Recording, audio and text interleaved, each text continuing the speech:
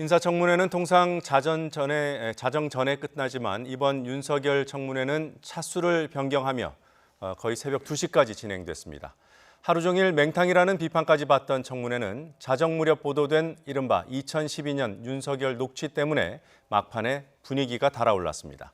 청문회는 끝났지만 청문회 당일 증언과 과거 녹취 내용의 불일치로 위증 논란이 불거집니다. 여야 1대1 미니토론 더 정치에서 짚어보죠. 현근택 더불어민주당 법률위원회 부위원장, 윤기찬 자유한국당 홍보위원회 부위원장 나오셨습니다. 어서 오십시오. 네, 안녕하세요. 네, 안녕하세요. 자, 윤석열 청문회 중 한 가지 사안만 집중해서 짚어보죠. 윤우진 씨에게 변호사 소개를 한 부분. 이건 윤우진 사건을 간단히 정리하고 진행해야 될 것 같은데요. 한국당에서 제기한 문제니까 윤기찬 부위원장께서 좀 정리해 주실까요? 예, 그 윤우준 씨라고 옛날 그 세무서장이었죠. 예. 세무서장이 육류 가공업자로부터 뭐 금품을 받았다 이런 이제 혐의와 관련돼서 당시 경찰이 수사를 하는 중이었어요. 그런데 예. 수사하는 과정에서 그 당시에 이제 윤우준 씨의 형이 대검에 근무를 하고 있었고 네. 중앙수사부에 그다음에 현 후보자가 이제 그 중앙지검에 근무를 하고 있었던 상황입니다. 윤우준 씨의 동생이 동생이요. 예. 예. 그런 상황에서 그 당시 이제 중앙 그 수사부에서 바로 근무를 하고 마친 이모 변호사를 예.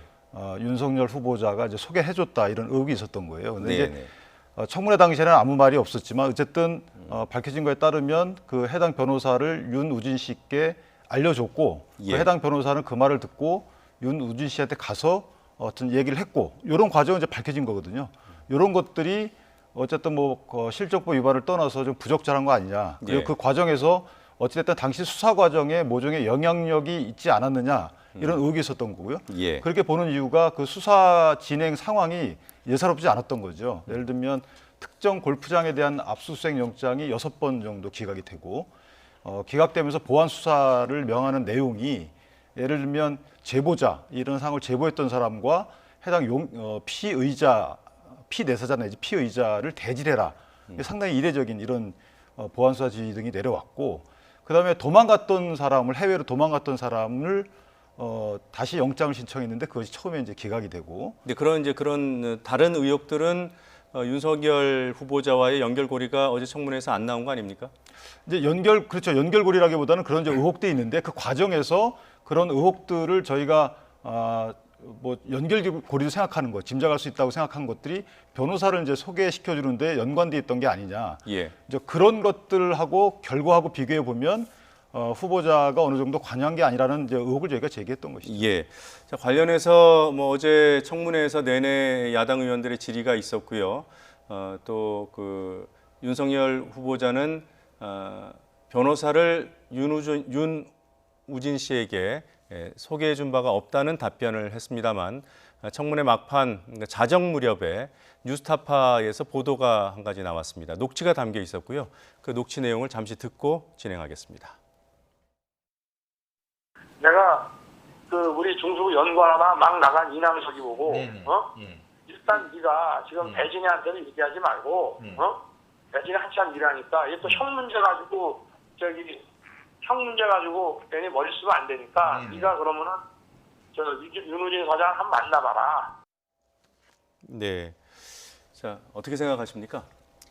그러니까 만나봐라 하는 게 과연 소개냐. 제가 보기에도 뭐 일반적인 관념으로는 아마 소개해 준 걸로 볼 수 있을 것 같아요. 네. 그러니까 아마 우리 여당에서도 그냥 사과하는 게 낫지 않냐라고 했고 약간 뭐 설명에 오해가 있었다라 얘기했는데 근데 이제 또 법 얘기해서 죄송합니다만 그러니까 아마 그 후보자 입장에서는 이게 이제 변호사법 위반 되느냐 안 되느냐 그 당시에도 약간 문제가 됐었어요. 예. 근데 이제 변호사법 보면 두 가지 조항이 있습니다. 이제 36조와 37조가 있는데 36조는 자기가 하는 일과 관련해서 예. 하는 업무와 관련해서 변호사 선임과 관련해서 소개하거나 알선하는 경우는 금지하고 있고 37조는 뭐냐면 내가 근무하는 기관에서 다루는 사건 반대로 되어 있습니다. 예. 36조가 그거고요. 37조가 이제 직무 관련인데 아마 이제 후보자 같은 경우에는 이게 선임과 관련된 소개는 아니다. 내가 그냥 알던 후배니까 그냥 가서 한번 얘기 들어보라 한 거고 실제로 선임 안 됐으니까 소개가 아니냐라고 판단한 것 같은데 그래도 어쨌든 뭐 듣기에는 뭐 예. 소개해 준 걸로 볼 수 있는 는 있을 것 같습니다. 하지만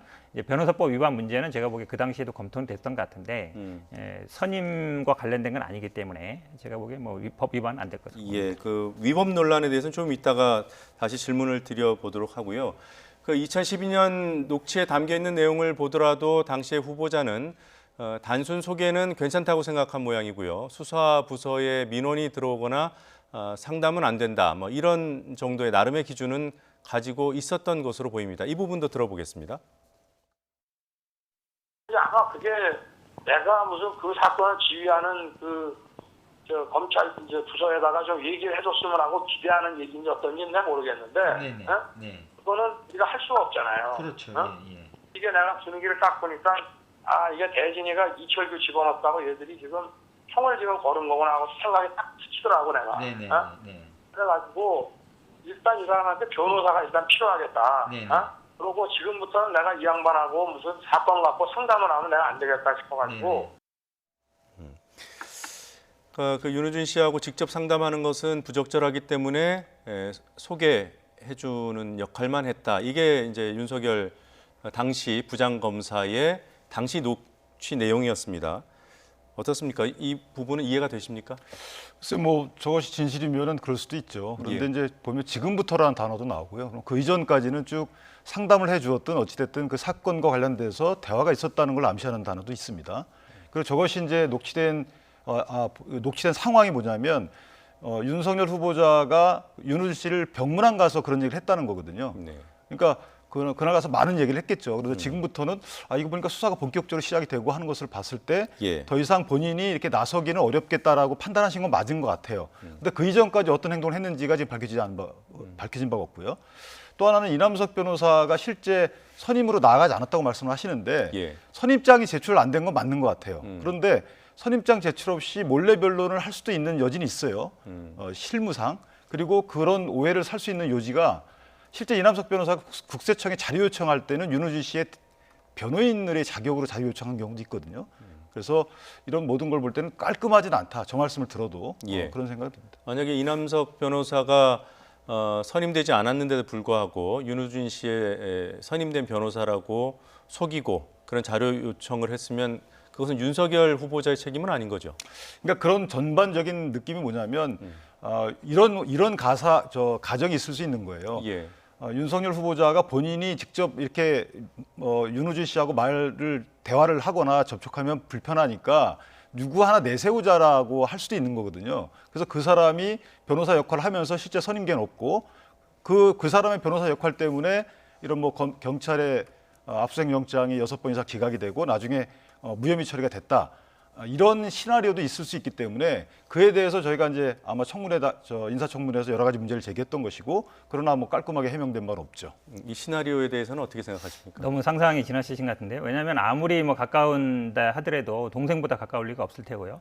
실제로도 지금 그렇게 지금 가족들이 얘기하고 있습니다. 그러니까 실제로 그 선임을 한 건 나중에 이모 변호사니까 박모 변호사였고 그 선임에는 뭐 가족들이 관여한 것이다. 그리고 가족들 같은 경우는 또 법에 예의 조항이 있습니다. 가족들 같은 경우에는 아무리 검찰이라 하더라도 검찰에 근무한다 하더라도 자기 가족인데 뭐 선임 못하게 하는 건 아니거든요. 소개할 수 있는 일이라서 예의 조항이 있기 때문에 예. 실제로는 뭐 상상이라 보고 어제 사실은 청문회 나왔던 그 수사했던 경찰들도 그렇게 진술을 했습니다. 뭐라고 했냐면 증거가 있느냐 관여했다는 증거는 없다. 그럼 뭐 사실은 수사를 직접 했던 분들이 예를 들어서 누가 전화를 받았다든지 아니면 이거에 대해서 어떻게 하라든지 이런 게 아니라 그냥 막연한 추측이라는 거거든요. 그때 수사했던 두 분이 증인 나왔을 때도 그렇게 본다 그러면 막연한 상상력이다라고 보는 게 맞는 것 같습니다. 한마디만 더 드리면 이제 오늘 아침인가요? 윤대진 검찰국장이 아마 기자분들한테 그 해명성 글을 예. 띄웠단 말이죠. 거기에 보면 실제 본인이 했는데 본인이 변호사를 이렇게 선임을 소개를 했는데 윤석열 후보자가 본인을 걱정해서 아마 그렇게 한 것으로 보인다 이렇게 말씀하셨거든요. 예. 근데 금방 말씀하신 것처럼 관련법 36조인지 7조인지 여기에 보면 혈족의 경우에는 일제 이 법 위반이 안 돼요. 그래서 그럼 오히려 거꾸로 윤대진 그 현 검찰국장이 내가 했다라고 해도 전혀 법률 전문가께서 아무런 문제가 없는 것이거든요. 그런데도 불구하고 윤석열 후보자가 윤대진 현 검찰국장을 위해서 저런 거짓말을 했다라는 것은 성립되기 어렵다는 거죠. 좀 그런 복잡하긴 오해가 합니다만 뭐 어렴풋이 이해는 되는데요. 근데 그 후보자도 어제 청문회 자리에서 같은 취지로 답을 했죠. 그러니까 결론은 수임에는 관여하지 않았다 이렇게 정리를 했습니다만 그 과정에서 윤대진 국장이 당시 그 중수부 과장 그 사람에게 누가 될까봐 본인이 기자한테 그냥 그런 식으로 얘기한 것 같기도 하다 뭐 이렇게 좀 모호하게 얘기는 했습니다만 어떻습니까? 그러니까 한번 가서 얘기를 들어봐라. 예. 사실은 뭐 그러니까 지금 말씀처럼 뭐 내가 뒤에서 조종하기 위해서 대리인을 내세운 게 아니라요. 왜냐하면 그렇다면 계속 관여를 했겠죠. 그리고 어느 정도 수사에도 관여했을 텐데 오히려 이렇게 친한 관계임에도 불구하고 내가 앞으로 관여하면 안 되겠다. 그리고 혹시 가서 얘기를 들어봐라 한 거잖아요. 그럼 그렇게 본다 그러면 그게 수임과는 직접 관련성은 없어 보인다. 예. 어쨌든 하소연을 듣는 정도였고 실제로 이게 그 당시에는 아마 뭐 서로 생각이 달랐겠죠. 후보자는 이제 윤대진 당시에 그 분한테 좀 부담을 안 주기 위하여 생각했을 수 있고 하지만 막상 수사가 되니까 또 아무래도 윤대진 아니면 뭐 가족들이 관여해서 했겠죠. 그 선상에서 그러니까 약간 넘어가는 그러니까 선상이라고 볼 수 있는데 제가 보기엔 뭐 어제 그 경찰 그 분들이 증언이 저는 뭐 가장 중요하다고 봅니다. 조금 전 들은 그 윤석열 후보자의 2012년 녹취에 따르면 그 당시에 검찰이 그러니까 윤대진 그 당시 그 중수부 과장이 이철규 경기경찰청장을 네네. 집어넣어서 네. 경찰이 일종의 보복으로 네. 윤대진 검사의 형인 윤우진 씨를 친 거다. 뭐 이런 식으로 그 사건을 이해하는 대목이 나와요. 그거는 이철규 제가 사건이 보기에 뭡니까? 뭐 맞는 것 같습니다. 왜냐하면 이게 검경 수사권과도 관련돼 있는 거예요. 예. 검경 수사권이 본격적으로 나온 게 이제 97년 이제 DJ 정부 들어오면서부터 본격 나왔잖아요. 그 후에는 좀 시간이 지났지만 당시에도 해결이 안 되고 있었는데 이철규 이분이 경기청장 하는 시절에 저축은행에서 돈을 받은 혐의로 이제 구속을 되고 예.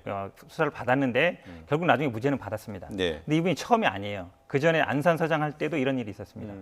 재판 받고 다시 무죄 받고. 그래서 어찌 보면 당시에 이제 이분이 근데 특징이 뭐냐면 굉장히 경찰 수사권 독립을 주장하던 분이에요. 예. 그렇게 보면 어찌 보면 이제 검찰에 약간 미운털이 바뀌었을 수 있고 그렇게 되니까 이제 그때 당시 이제 윤대진 그분이 이제 구속을 시켰으니까 그분의 형을 이제 수사하는 거 아니냐 이제 이런 생각을 갖고 있었던 것 같고 아마 전반적인 수사 분위기는 당시에 검경 수사권이 충돌하는 때였고 경찰과 검찰이 이 수사 가지고 좀 대립하던 그런 분위기가 맞는 것 같습니다. 예, 뭐 여러 가지 복잡한 배경이 있습니다만 뭐 분명한 팩트는 어제 청문회에서 윤 후보자는 윤우진 씨에게 변호사를 선임한 적이 없다고 답을 했고 나중에 나온 기사에서는 녹취를 통해서 확인된 바로는 그 당시 2012년에는 선임했음을 인정했다는 녹취가 있고요. 요 부분은 이제 명확한데 이 부분을 어떻게 해명하고 있는지 입장들이 다른 것 같습니다. 선임했음을 인정하는 건 아니고요. 그렇죠. 그냥 찾아가 보라고 했다. 소개했다. 소개했다는 것을 인정했다는 거죠.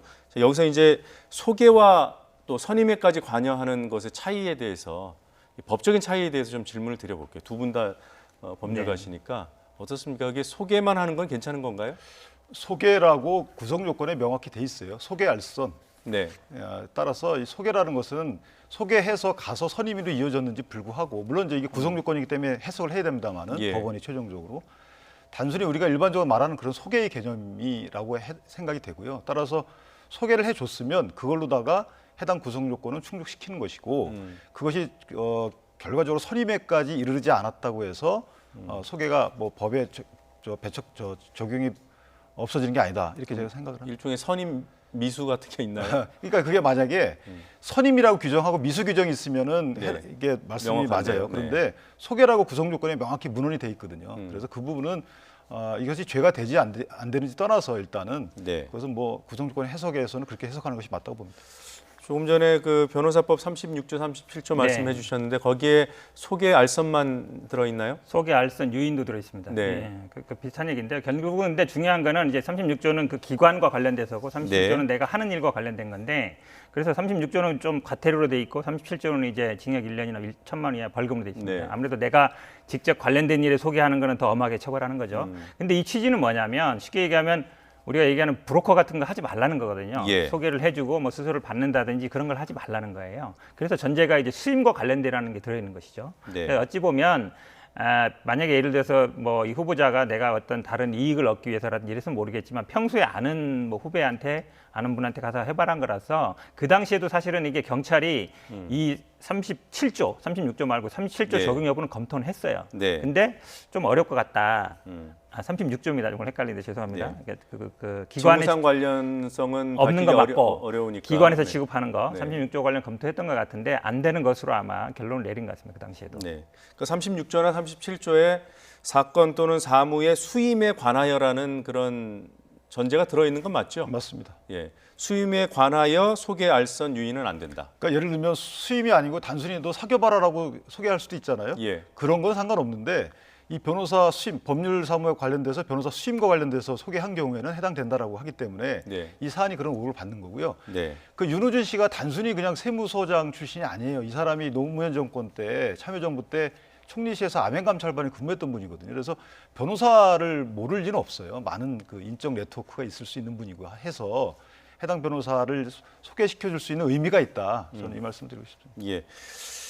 자, 한 가지 더 따져볼 법적인 부분이 윤 후보자가 어제 오전부터 내내 그 부인을 하다가 네. 기사가 나온 다음에는 그런 말 한 사실은 인정을 했어요. 그럼 위증이 성립되는 겁니까? 위증이 현행법으로는 성립이 안 됩니다. 기본적으로 당사자, 후보자에 대한 어떤 위증 처벌 규정은 없습니다. 네. 그러니까 위증이라는 건 기본적으로 증인, 증인만, 제3자인 네. 거거든요.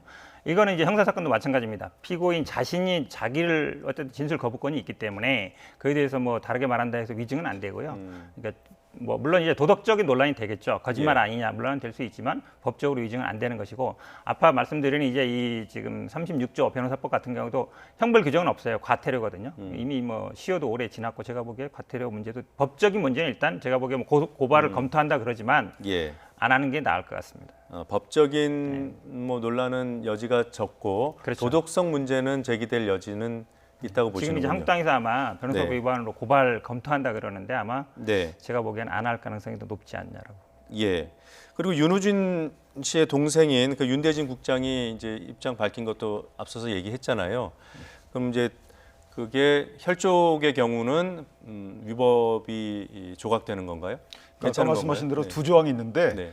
직무와 관련돼서 본인이 처리하고 있는 업무, 이 업무와 관련돼서 소개하면 그건 안 되는 거죠. 그건 혈족이라도 안 되는 그렇습니다. 거고요. 그런데 이제 직장에서 처리하는 경우에 소개를 했을 경우에는 네. 민법상 혈족에 해당할 때, 혈족 배우자 인척 네. 여기에 해당할 때는 그것은 처벌 규정이 없어요.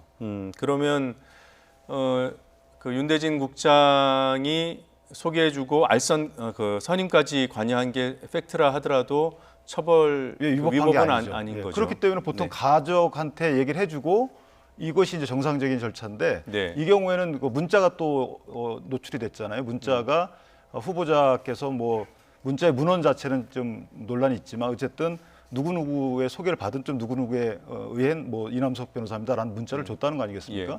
그러니까 이런 선임 과정이 다소 이례적인 건 맞아요, 솔직히. 알겠습니다. 거기까지 하겠습니다. 팩트들은 대부분 다 확인이 된 것 같고요. 한 가지 여야 뭐 민주당과 한국당 특정해서 좀 여쭤보면 사실 어제 뉴스타파가 공개한 녹취가 2012년 12월 주간동아가 이미 보도를 했던 내용이고요. 검색해 보니까 아직 기사가 있더군요. 그리고 그 녹취가 그 기사에 그대로 쓰였습니다. 그걸 어떻게 민주당, 한국당, 제1당, 제2당이 다 모를 수가 있죠? 청문회 내내 그 얘기가 안 나왔잖아요. 저희는 알고 있었습니다. 저 그 보도 예. 녹취를 알고 있었다고요? 제가 속기록을 보다 왔지만 어쨌든 어제 보면 그걸 파워포인트로 띄었어요. 띄어서 그래요? 예, 세계 기사인가를 띄어서 이렇게 기사가 났다라고 후보자께 아마 그거를 제시하면서 질문했는데도 불구하고 후보자께서 그거는 사실과 다르다는 취지의 답변하신 걸로 저는 기억을 하고 있어요. 그런가요? 예. 그래서 나중에 이제 녹취로 나온 건데 어찌 보면 이제 이 청문회 자체 자료 수집이라든지 이게 뭐 저희 당에서는 방한 입장이기 때문에 먼저 얘기할 리는 없는 거고요. 아마 야당에서는 얘기 나올 것 같은데 그동안 의혹 제기라든지 보면 대부분 언론이 사실은 먼저 앞서가고 있었어요. 예. 그동안에는 뭐 정보라든지 이렇게 야당 의원이 이렇게 모이는 게 아니라 언론에 보도하면 그걸 따라가는 시기여서 어제도 아마 좀 그런 상황이 더 나오지 않았나. 이 녹취도 왜냐하면 예전에 그 아마 누군가 기자라든지 아니면 이분들이 갖고 있었기 때문에 보도가 나온 것이지 않겠습니까? 네.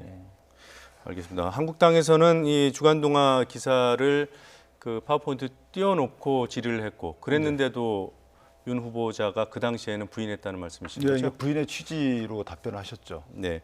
향후에 뭐 한국당이 어떤 식으로 대응을 할까요? 고발하는 겁니까? 아직 고발하는 건 결정된 바 없고요. 네. 법리 검토가 사실은 뭐 변호사법 위반의 점이 확실하다고 저도 보지는 않습니다. 그래서 네. 고발까지 이르기지는 않는 것 같고 뭐 네. 부적격 의견 오늘 같은 경우에 이제 저희가 그 논평을 냈는데 어쨌든 자진 사퇴했으면 좋겠다라는 취지의 논평은 나갔고요. 네. 그다음에 청문 경과 보고서에 부적격 의견을 다는 방안으로 가지 않을까 이렇게 생각을 합니다. 아, 그럼 보고서는 채택을 하는데 부적격 의견을 달 수 있다. 뭐 이거 아직 당론은 아니고요. 네. 그렇게 가지 않을까 싶습니다. 아, 그래요? 지금 민주당에서도 그렇게 예상하고 있습니까? 그렇게 해주면 고맙죠. 제가 보기엔 오히려 이제 청문회 보고 채택 안 하겠다라고 갈 가능성이 더 많지 않냐. 오늘 아마 그 법사위원 한국당 법사위원들이 기자회견도 그런 취지였어요. 약간 사퇴해라로 주장하면서 네. 채택 못 해주겠다. 만약에 부적격 의견으로 된다면 이제 채택하는 걸 전제로 하는 것인데 네. 뭐 그렇게 가지는 않을 것 같습니다. 그래요. 그 결론은 언제쯤 나올까요? 이게 어쨌든 시간이 있는 거기 때문에 뭐 제가 보기에 지금 바른미래당도 어찌 보면 약간 오늘 보니까 약간 사퇴까지는 아니지만 뭐 책임져야 되는 거 아닌가 얘기하는 거 봐서는 아마 채택을 안 해줄 가능성이 많다라고 보면 뭐 결국은 법 규정대로 가지 않을까. 민주당은 어떻게 하실 거예요? 민주당 당연히 적격 채택 의견을 제시하죠. 적격으로. 예, 왜냐하면 이게 지금 소개 부분이요. 지금 뭐 고발한다 그러지만 변호사법이나 뭐 위증 문제는 안 돼요. 법적으로. 거짓말하셨잖아요. 그러니까 그 부분이 이제 조금 논란이 될 수 있는데, 근데 본인 생각하기에 제가 보기에는 이 부분이 내가 변호사 실제로 선임까지는 그걸 준 게 아니기 때문에 내 아는 사람한테 아는 후배한테 가서 좀 들어보라고 한 거 아닌가 정도라고 봐서 물론 네. 약간 어제 뭐 사과도 했습니다만 깔끔하게 사과는 안 된 면이 있는 것 같아요. 아마 제가 보기에는 뭐 공식적으로 조금 더 분명하게 사과 입장을 밝히는 게 저는 좀 필요하다고 보는데 그 정도가 사실은 어찌 보면 검찰총장이 직무를 주행하는 지금 어찌 보면 가장 문제 삼았던 뭐 정치적 독립성이라든지 아니면 뭐 정권 눈치 보기라든지 이런 거 하지 않을 분은 분명한 것 같고 어제 또 가장 궁금하게 제가 봤던 거는 이제 공수처라든지 검경 수사권 입장도 밝히셨어요. 물론 명확하게 밝힌 건 아니지만 공수처는 뭐 어느 정도 인정할 수 있다. 검경 수사권도 이런 수직적인 관계가 아니라 수평적인 협력 관계까지는 인정할 수 있다. 다만 이제 지휘권을 좀 가졌으면 좋겠다는 네. 취지였기 때문에 어느 정도 뭐 검증할 건 되지 않았나라고 보고 있습니다. 네. 거짓말을 했다라는 부분을 아까 강조하셔서 제가 아까 위증이 성립되는지 여쭤봤던 게 청문회를 하다 보면은 후보자의 입장이 청문회 도중에 바뀌는 경우가 자주 있습니다. 그러니까 어제 청문회가 끝난 다음에 기사가 나왔으면 모르겠는데 뭐 막판이지만 마지막 부분에 기사가 나왔고 윤 후보자가 그걸 인정을 했어요. 그렇게 되면은 거짓말이 해소가 된 겁니까 아닌 겁니까? 해소된 건 아니죠. 그러니까 거짓 말씀을 기억이 안 나서 하셨는지 모르겠지만 어찌됐든 그나마 종료 전에 네. 그것에 대해서 이제 시정하는 내용의 뭐 정정 말씀을 주셔서 그 부분은 가만히 대겠지만 어찌됐든 그 상당한 오랜 시간 동안에 저희가 기사까지 띄어서 여쭤봤음에도 불구하고 그에 대해서 줄곧 사실과 다른 말씀을 하셨다고 좀 보여지거든요. 그래서 그런 부분에 대해서는 말씀하신 것처럼 진정한 사과가 전제되지 않나 이렇게 생각을 합니다. 예, 알겠습니다. 그쯤하겠습니다. 자, 자사고 얘기를 해보죠. 지금 정치권에서도 이 자사고 이슈에 관심이 매우 큰 것 같습니다. 오늘 서울시 교육청이 재지정 심사 결과를 발표했습니다. 13곳 가운데 8곳이 탈락을 했더군요.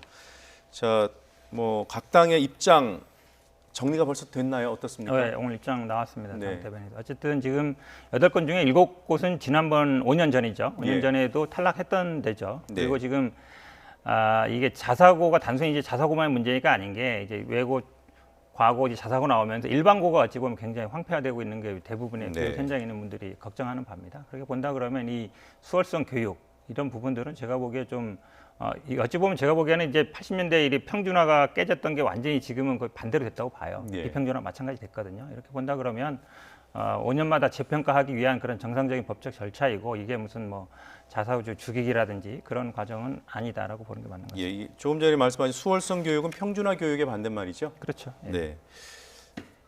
이 정도 탈락할 것으로 예상하셨습니까? 뭐 분위기상 예상은 했죠. 기대는 하지 않았지만. 네. 근데 어쨌든 지금 교육감을 비롯한 교육 당국의 이 정책이 좀 잘못됐다. 왜냐하면 말씀하신 것처럼 이 자사고가 처음 도입된 게 2002년도로 알고 있어요. 그 당시에 평준화에 대한 해법을 강구하기 그때는 위해서 자립형이었습니다. 그러니까 자립형에서 자율형으로 바뀌었죠. 어쨌든 예.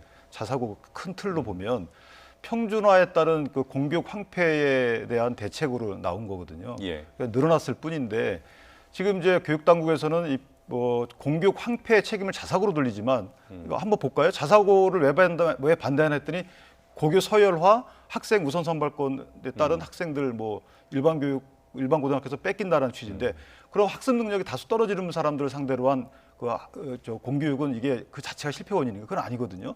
그러니까 공교육의 실패 원인, 일반고의 실패 원인은 사실 따로 있는 거라고 볼 수도 있어요. 학습이 제대로 안 될 수 있는 거 아닙니까? 그다음에 교사들께서 지금 학원에 다 기대하고 계시고 상당 부분 학습에 대해서 옛날처럼 열정을 들 쏟는다는 학부모들의 또 반발도 있단 말이죠. 네. 이렇듯이 여러 가지 공교육의 실패 원인이 있음에도 불구하고 학생들 학부모, 학생, 교원이 다 만족하는 예. 자사고를 인위적으로 이렇게 없앤다라는 것은 좀 문제가 있고요. 더욱더 하나 뭐냐면 공정한 교육을 위해서 자사고를 평가한다고 말씀 주셨는데 평가 방식이나 기준이 불공정하다는 겁니다. 왜냐하면 이전에 썼던 평가 기준을 배점을 바꿔요. 예를 들면 네. 다양한 교육을 위해서 거기에 해당하는 배점이 있고 그다음에 학부모, 학생, 교원의 만족도 다 만점 나옵니다. 이것이 12점에서 8점으로 깎여요. 네. 그리고 감사 지적 사항이 예전에 4, 5점에서 12점으로 늘어요.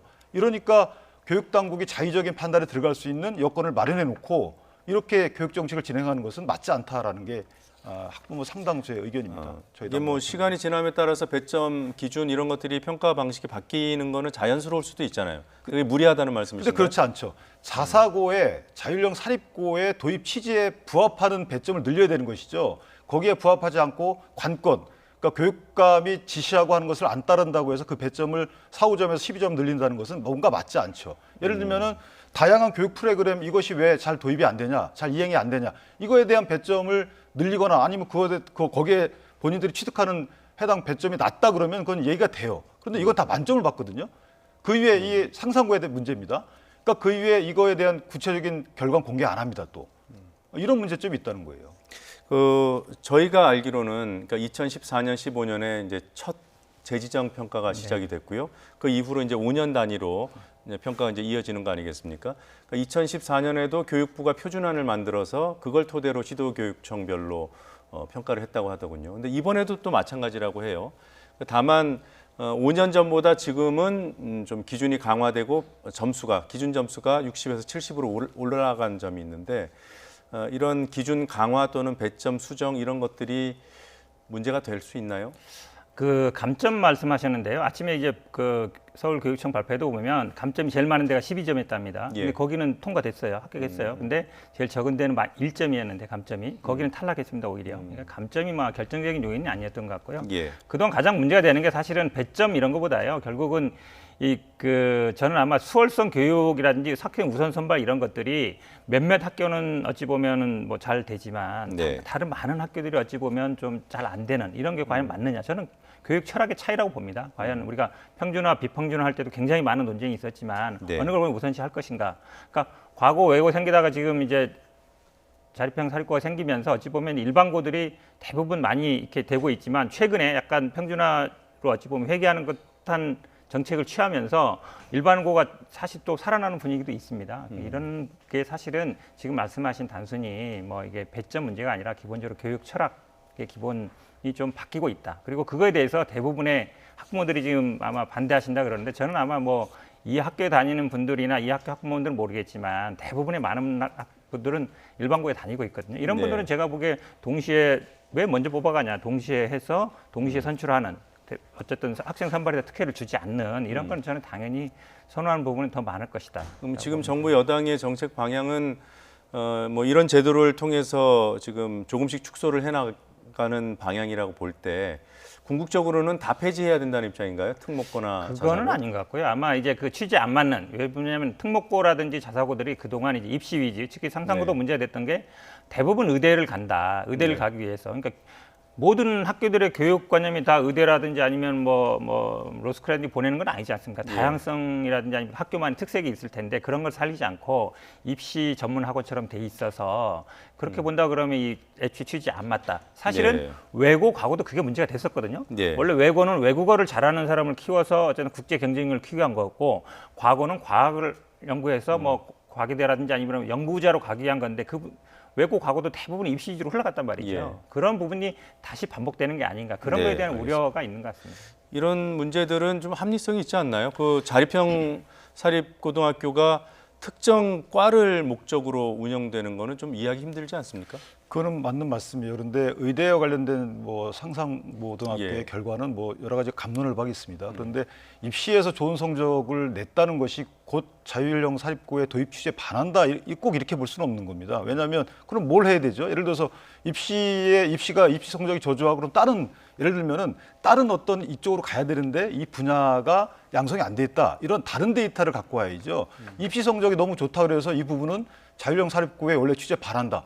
이런 논리가 세상에 어디 있습니까? 그래서 근본적으로는 교육 철학의 문제인 것 같아서 제가 질문을 다시 드리면 자사고가 교육 자원을 다 먼저 선점하는 것 때문에 공교육 또는 평균적인 교육 여건이 나빠진다 이런 주장 아니겠습니까? 단지 학생만 먼저 선발하는 것이 아니라 뭐 교사 포함해서 모든 교육 우수 자원이 자사고나 특목고로 집중하는 현상.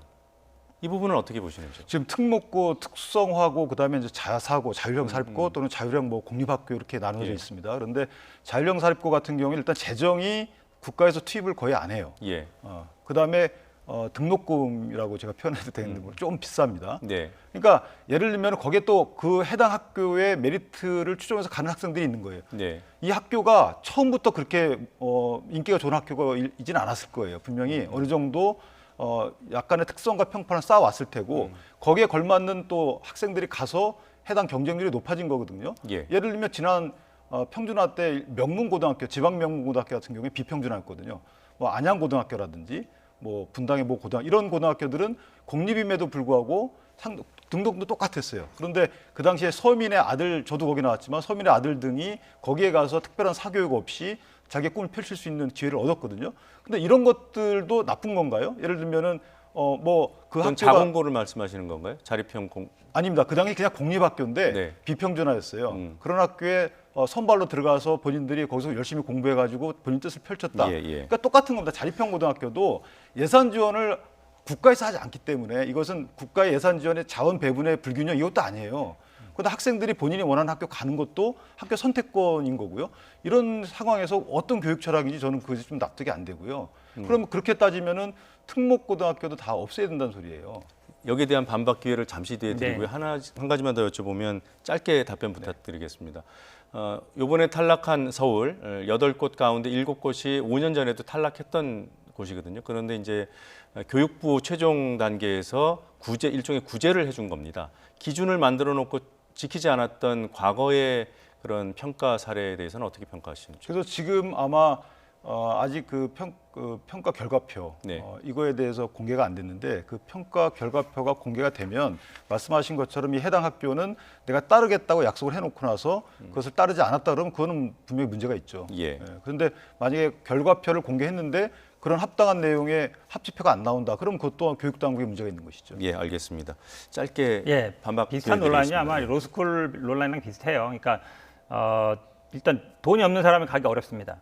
아무리 머리가 좋고 공부를 잘한다 해도. 그리고 아까 말씀처럼 먼저 한다는 거죠. 선발을 먼저 한다. 그러면 어찌 보면 공부를 잘하고 집에 있는 애들이 대부분 가고 그게 대물림 된다는 거죠. 우리가 항상 교육이 이 어떤 부의 대물림을 할 것인가, 실습할 것인가 이런 부분에 항상 비판이 있는 거지 않습니까? 그리고 본다 그러면 계속 어찌 보면 몇몇 학교를 살리면서 나머지 80~90%의 어떤 그 공교육을 죽이는 형태의 교육은 이제 어느 정도 좀 그만둘 때가 됐다. 제가 한 말씀만 딱 여쭤볼게요.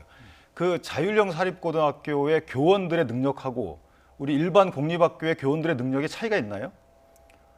차이는 없을 거로 봅니다. 차이가 없죠. 그런데 뭐가 문제죠? 그 얘기는 우선 학생을 우선 선발하고 그다음에 등록금이 비싼데 다 못 들어간다는 거죠. 이번에 그래서 평가를 할 때도 보면 우리가 뭐 사회적 지원 계층이라는 이런 분들을 얼마나 과연 해주고 있느냐 그런 부분에 대해서 실제로 수치상보다 많이 하고 있지 않다. 그러면 이제 뭐 장학금이라든지 이런 혜택을 주어서 그런 분들이 들어올 수 있게 해야 되는데 그럼도 많이 부족하다. 결국 그러면 부모의 능력에 따라서 들어갈 수 있고 못 들어가는 거 아니냐. 이제 이런 어떤 비판이 많이 생기는 것이죠. 20%의 배려 계층 우선 선발권도 있더라고요. 그러니까 네, 있는데 제가- 그게 실제로 잘 적용이 안 되고 이러다 보니까 문제가 되는 거죠. 예, 교원 능력에 대해서는 제가 질문을 드렸기 때문에 제가 잠시 그 질문 드릴 취지를 말씀드리면 어떻게 선생님들 능력을 객관적으로 평가해서 개량하겠습니까? 그건 특히나 방송 뉴스 진행하는 저로서는 할 수 없는 일이고요.